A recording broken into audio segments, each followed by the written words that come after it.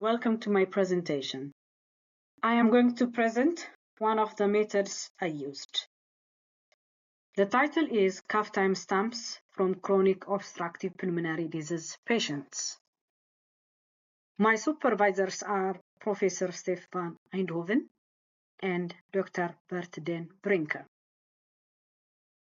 Imagine a patient coughing throughout a day. How do you identify patterns that predict health conditions and suggest that the patient has to go to the hospital? This study models such patterns for a better chronic obstructive pulmonary disease management. Understanding these patterns can help predict disease progression and personalize interventions for chronic obstructive pulmonary disease patients. The cough was recorded into two places, namely in the living room and bedroom, and the audio was translated into a timestamp data where each event marked with a specific time.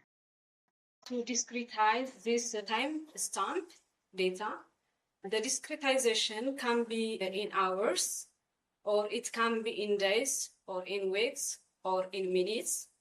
Then after we discretize our timestamps data, we have to choose a smaller period from the larger period.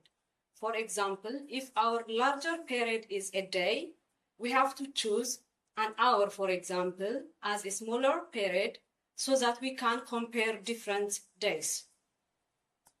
Having this large period, we can choose a characteristic that aggregates the events in time periods. For example, if our large period is day, our small period will be an hour, so that we can use relative frequency as a characteristic, which is given like this expression. It's the number of events at our age divided by the total number of events during the day. We can also calculate it in a different way. This is one way of calculating the relative frequency.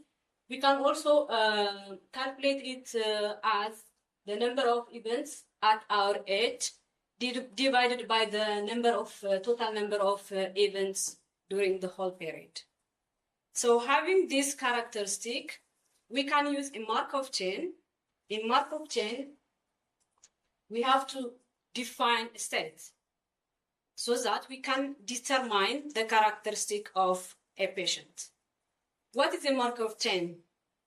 If we have a discrete time stochastic process, to know the probability of this stochastic process at different time periods, we can assume a Markov chain, which states that the future states depends only on the current state. It doesn't depend on the full history of the past states. So we can calculate a transition probability. A transition probability is a probability of a state I, for example, at time n moves to state j at time n plus 1. And we call it a one-step transition probability.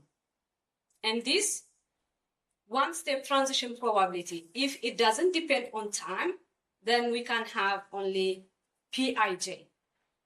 And it has to satisfy certain properties. It has to be between 0 and 1.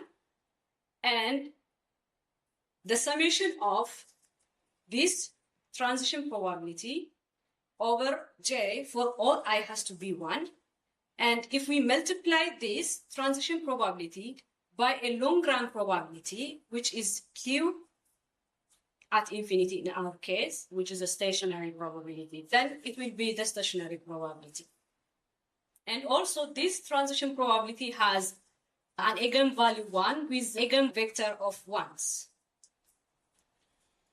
So if we have a long-run probability distribution, then the product of the transition probability with the long-run probability distribution will be also a probability distribution.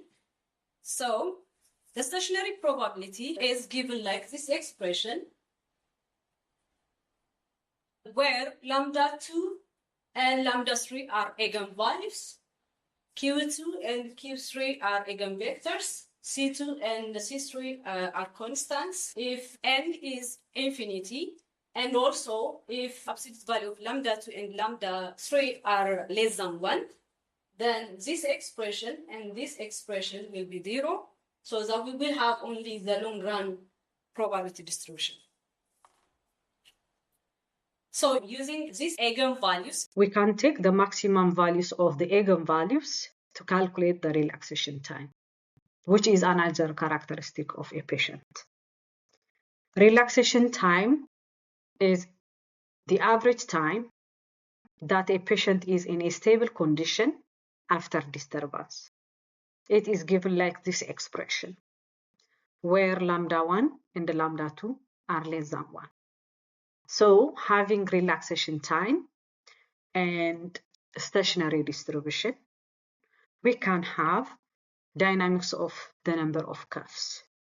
As an example, take the following graph representation. Suppose we have a window of k days, and we can create overlap of k minus 1. As an example, if we have a window of 5 days, we can have overlap of 4 days by moving by 1 day, so that we will have dynamics of stationary distribution and dynamics of relaxation time as a patient profile.